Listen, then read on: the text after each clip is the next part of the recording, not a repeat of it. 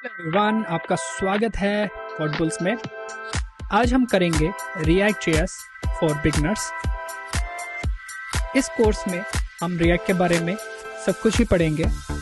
Installation से लेकर एक पूरे प्रोजेक्ट को हम कैसे बना सकते हैं रिएक्ट के थ्रू वो सीखेंगे, और साथ ही साथ देखेंगे कि रिएक्ट किस तरीके से काम करता है और कितना बेटर है जावास्क्रिप्ट से या अदर फ्रेमवर्क से। So let's start the journey. So start करने से पहले हमारे दिमाग में क्वेश्चन आता है, वो ये, what is react. So react है क्या एक्चुअल में। अगर मैं पढ़ना चाहूँ, कोई भी चीज़ स्टार्ट करना चाहूँ, तो उसके बारे में पता होना ज़रूरी है। सो वही देखते हैं। React is a JavaScript library which helps you to create interactive UI. Actual में जो रिएक्ट है वो जावास्क्रिप्ट की लाइब्रेरी है जो आपको हेल्प करती है इंटरैक्टिव यूआई बनाने में। अब इंटरैक्टिव यूआई का मतलब होता है जो आप वेब पेजेस, एक खूबसूरत वेब पेज कैसे बना सकते हो और जल्दी से जल्दी वो लोड और साथ ही साथ परफॉर्मेंस वाइज बढ़िया रहे। तो इस चीज़ को देखते हुए रिएक्ट को बनाया गया था। जावास्क्रिप्ट में वो काम करना थोड़ा सा डिफिकल्ट था क्योंकि कोड काफ़ी ज़्यादा बड़ा हो जाता था और सारी इंस्ट्रक्शन आपको खुद ही देनी पड़ती थी। बट रिएक्ट को बनाने के बाद वो सारी इंस्ट्रक्शन नहीं देनी पड़ती, बस आपको सिर्फ डिज़ाइन बताना है और वो कैसे ब्राउज़र पे डिस्प्ले होगा या ब्राउज़र पे वो किस तरीके से दिखेगा, वो सब झंझट रिएक्ट हैंडल करेगा। ओके, सो ये थी रिएक्ट की कहानी। एक्चुअल में जो रिएक्ट बनाई गई थी वो फेसबुक द्वारा बनाई गई थी। मोस्ट प्रॉब्ली वही बात थी कि जावास्क्रिप्ट के काम काफ़ी ज़्यादा बड़े हो रहे थे, तो उनको छोटा करने के लिए रिएक्ट को बनाया गया। और आज के समय में रिएक्ट जितना यूज़ हो रही है वो कहीं भी ज़्यादा यूज़ नहीं हो रही, क्योंकि रिएक्ट की जो कम्युनिटी है बहुत ज़्यादा बड़ी है, वो बहुत बड़ी है। आपको कोड, कोई भी कोड चाहिए वो आराम से अवेलेबल हो जाएगा। सर आप बात भी कर सकते हैं, सीख भी सकते हैं उनसे, तो बहुत सारी चीज़ें, तो कम्युनिटी बहुत बड़ी है। ओके, साथ ही साथ रिएक्ट जो है वो एक फ्रेमवर्क की तरह भी काम आती है। जैसे व्यू और एंगुलर फ्रेमवर्क है, उसी प्रकार आज इसे फ्रेमवर्क के तौर पे भी जाना जाता है। क्यों? क्योंकि इसकी जो काम करने की क्षमता है या इसके काम करने का जो तरीका है वो बिल्कुल एग्जैक्ट फ्रेमवर्क की तरह हो चुका है, और फ्रेमवर्क तरह ही इसको लिया जाता है। जब स्टार्ट किया था वो लाइब्रेरी थी, अभी भी लाइब्रेरी है, बट आज के टाइम पे इसे फ्रेमवर्क भी कहा जाता है और मोस्ट बेस्ट फ्रेमवर्क है। अगर आप इसके लिए जॉब्स लेने जाएंगे या आपको अगर फ्रंट एंड डेवलपर की एक जॉब चाहिए और आपको रिएक्ट आती है, तो definitely you will get it. I mean आपको जॉब 101% मिल सकती है और अच्छे पैकेजेस के साथ। मैं ये नहीं कह रहा कि व्यू और एंगुलर में नहीं मिलेगी, उनमें भी मिलेगी, उनमें भी अच्छी चीज़ें हैं, वो भी बहुत अच्छी फ्रेमवर्क है। अगर रिएक्ट की बात की जाए तो रिएक्ट में जॉब्स का जो जॉब्स हैं वो थोड़ी ज़्यादा ही है, तो इसलिए रिएक्ट बेसिकली जॉब के मामले में बहुत बढ़िया रहेगा। साथ ही साथ रिएक्ट जो है वो स्पा है, यानी कि सिंगल पेज एप्लीकेशन। अब इसका क्या मतलब है?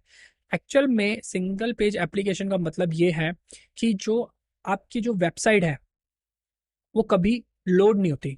सो रिएक्ट जो है वो स्पा पे चलता है। स्पा मतलब सिंगल पेज एप्लीकेशन। एक्चुअल में ये क्या करता है, पेज को कभी लोड नहीं करता। कभी भी आप देखो, सपोज करो अगर आप एक पेज को दूसरे पेज पे जाना है तो वो लोड होता है, लोड होने में वो टाइम लगाता है, देन वो लोड होने के बाद दिखता है, ठीक है, बट उसमें टाइम लगता है। बट रिएक्ट क्या करता है, लोड ही नहीं करता, वो सीधा डायरेक्टली उसको दिखा देता है। तो यहाँ पे जो रीलोडिंग का टाइम है हटा चुका है, रिएक्ट रीलोडिंग का टाइम ही खत्म कर चुका है, ठीक है, तो इसलिए रिएक्ट यूज की जाती है। अगले कंसेप्ट पे आते हैं, वो है आपका डिक्लेरेटिव एंड इम्पेरेटिव। ये दो अप्रोचेस हैं जो सारी प्रोग्रामिंग में बहुत ज़्यादा यूज होती हैं। अब इनको समझते हैं एक्चुअल में होते क्या है ये। इम्पेरेटिव को एग्जाम्पल के तौर पे लेते हैं। सपोज कीजिए आपने एक टैक्सी बुक करी, तो आपने उस ड्राइवर को कहा कि मुझे ए डेस्टिनेशन पे जाना है, तो वो कहेगा ठीक है मैं आपको ले चलता हूँ, बट मुझे वो रूट क्लियर नहीं है, आप प्लीज़ मुझे गाइड कर दीजिए। तो आपने कहा ठीक है मैं गाइड कर देता हूँ। आप गाइड करते हैं और वो आपको ए डेस्टिनेशन तक पहुँचा देता है। इस वाले कंसेप्ट में आपने सारा प्रोसेस खुद बताया और उसने आपको डेस्टिनेशन पे भी पहुंचा दिया, तो इस अप्रोच को बोलते हैं इम्पेरेटिव अप्रोच। डिक्लेरेटिव अप्रोच क्या होती है, आपने टैक्सी बुक कराई, आपने कहा ड्राइवर को मुझे ए डेस्टिनेशन पे जाना है, और उसने उस ए डेस्टिनेशन पे आपको पहुंचा दिया। यहाँ पे आपने कुछ भी नहीं बताया और उसने सीधा सीधा आपको ए डेस्टिनेशन पे बड़े आराम से पहुंचा दिया। अब इस वाली अप्रोच में आपको कुछ बताने की जरूरत नहीं पड़ी, उसने डायरेक्टली आपको आपकी डेस्टिनेशन में पहुंचा दिया। इस अप्रोच को रिएक्ट यूज करता है, यानी कि डिक्लेरेटिव को रिएक्ट यूज करता है और इम्पेरेटिव को जावास्क्रिप्ट यूज करता है। अगर आपको जावास्क्रिप्ट के अंदर इस तरीके से कोड लिखना है, यानी कि आपको एक डिफ के अंदर हेलो वर्ड H1 के टैग के साथ प्रिंट करना है। तो आप क्या करेंगे, उस डिफ के अंदर एक आपने आईडी बना रखी है इन्फो नाम की, ठीक है, डिफ की आईडी के साथ आपने कनेक्ट कर लिया इन्फो। अब वो डिफ कनेक्ट हो जाएगा। अब आप क्या करो, इनर एचटीएमएल के यानी कि डिव डॉट इनर एचटीएमएल के अंदर आपने H1 यूज किया और हेलो वर्ड उसके अंदर प्रिंट हो जाएगा। तो ये था आपका जावास्क्रिप्ट का। तो आपने पहले कनेक्ट किया उस डिव के साथ, देन उसके अंदर वो एचटीएमएल शो करा दिया। अब इस वाली अप्रोच में आपको क्या सारी चीज खुद बतानी पड़ेगी। इस डिव पे जाओ, इस डिव पे अगला काम करो, इनर एचटीएमएल के अंदर कोड डालो और वो प्रिंट हो जाएगा, यानी कि डिस्प्ले हो जाएगा ब्राउजर पे। यहाँ पे सारी आपको अप्रोच बतानी पड़ी, इसको बोलते हैं इंपेरेटिव अप्रोच, ठीक है। बट रिएक्ट में क्या होता है, रिएक्ट में आपको ऐसा कुछ नहीं करना पड़ता। एक फंक्शन बनाओ हेलो वर्ड का और रिटर्न कर दो हेलो वर्ड, यानी कि आपने सिर्फ यहाँ पे पहुंचना है, आउटपुट दे दिया कि ये आउटपुट मुझे शो कराना है। अब ये किस तरीके से शो होगा ब्राउजर पे, वो सब रिएक्ट देखेगा। तो इसको बोलते हैं डिक्लेरेटिव अप्रोच। तो इस तरीके से डिक्लेरेटिव अप्रोच आपके काम में आती है। ओके, सो अगले पे आते हैं, React works on declarative. React makes painless to create interactive UI. जैसे हमने पिछले अभी स्लाइड में देखा कि मुझे पेनलेस वाला यूआई दिखाने वाला, जो यूआई में अगर कुछ चेंजेस भी करने हैं तो जो पेनलेस होती है, पहले आपको उसको साथ कनेक्ट करो उस डिव के साथ, फिर उसके अंदर एचटीएमएल दिखाओ या कोई भी टेक्स्ट दिखाना है वो दिखाओ, तो वो पेनलेस वाला काम है। बट रिएक्ट ऐसा कुछ करने ही नहीं देती, डायरेक्टली आपको इनपुट मांगती है और आउटपुट आपको शो करती है। किस तरीके से शो किया, किसके अंदर डाला, उससे वो मैटर नहीं करता। Okay, declarative view makes your code more predictable and easier to debug. More predictable है, आपको पता है आपका कोड कहाँ दिखेगा, साथ ही साथ डिबग करना इजी रहेगा।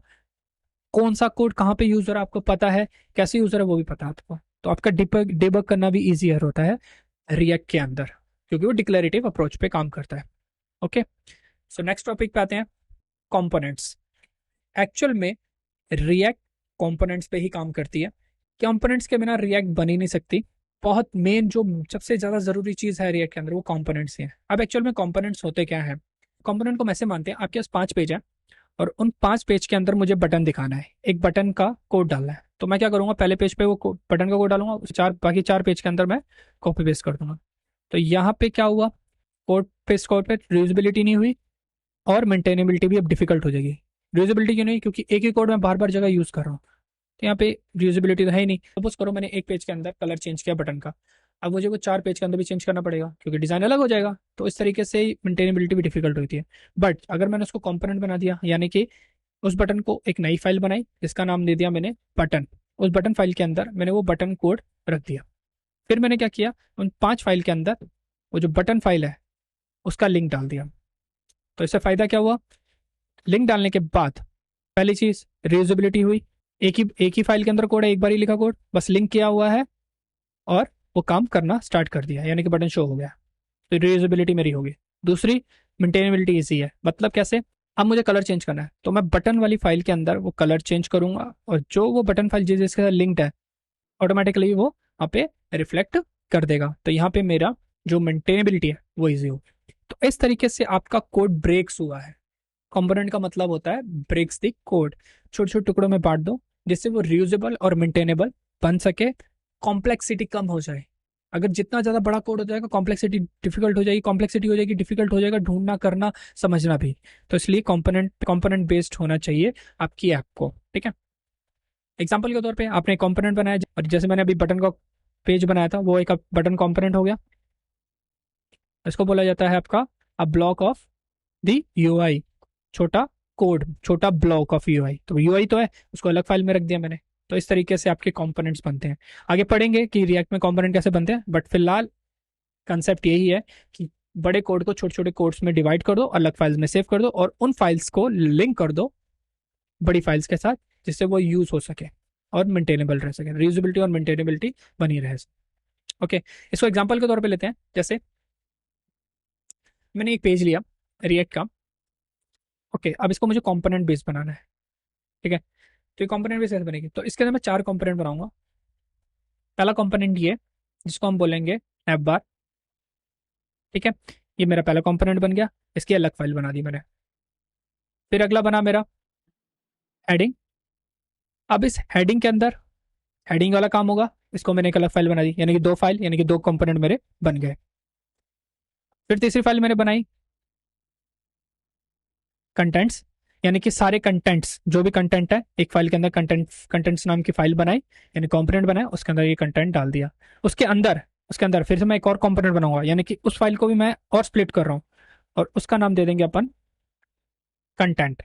और ये कंटेंट 3 बारी मेरा यहाँ पे यूज होगा, क्योंकि मेरे कंपोनेंट बेस, लर्न बेस, तो एक 3 कंटेंट यूज हो गया, और उसके बाद कंटेंट्स, तो यानी कि मेरे 4 कंपोनेंट बने, 4 फाइल्स बनी। ठीक है, तो अब इसको रिएक्ट के अंदर कैसे दिखा सकते हैं वो देखते हैं। सबसे पहले रिएक्ट के अंदर एक ऐप नाम का कंपोनेंट होता ही होता है। आज कभी भी आप रिएक्ट बनाओगे, ऐप बनाओगे, तो एक ऐप नाम का कंपोनेंट आपको मिलेगा, जिसे हम रूट कंपोनेंट भी बोलते हैं। ओके, ये कंपोनेंट किसके साथ सबसे पहले लिंक करेगा? नैप बार के साथ। तो यानी कि नैप बार शो होना स्टार्ट हो जाएगा, ऊपर का हेडर। फिर ये कंटेंट कनेक्ट करेगा आपका हेडिंग के साथ, तो आपका हेडिंग शो होना स्टार्ट हो जाएगा। फिर ये कनेक्ट करेगा आपका कंटेंट्स के साथ, यानी पहले कंटेंट्स पेज के साथ, और कंटेंट पेज जो कनेक्ट होंगे वो होंगे आपके 3 कंटेंट के साथ। ठीक है, तो इस तरीके से एक पूरा पेज बनता है, यानी कि हर एक कोड को अलग अलग फाइल में सेव कर दो और उनको कनेक्ट कर दो, तो इससे एक पूरा पेज रेडी होता है, और जिससे वो रीयूजेबल और मेंटेनेबल बना रह सकता है। सो आज के लिए इतना ही था। हमने पढ़ा व्हाट इज रिएक्ट, फिर हमने पढ़ा डिक्लेरेटिव और इंपेरेटिव अप्रोच क्या होती हैं, और वो रिएक्ट और जावास्क्रिप्ट में कैसे यूज होती हैं। फिर हमने पढ़ा कि रिएक्ट क्या है, एक्चुअल में कंपोनेंट बेस्ड है। सो इतना ही आज के लिए, तो मिलते हैं नेक्स्ट चैप्टर में। So thank you for watching this video. Please like, subscribe, share और बेल आइकन पे जरूर क्लिक कर दीजिए।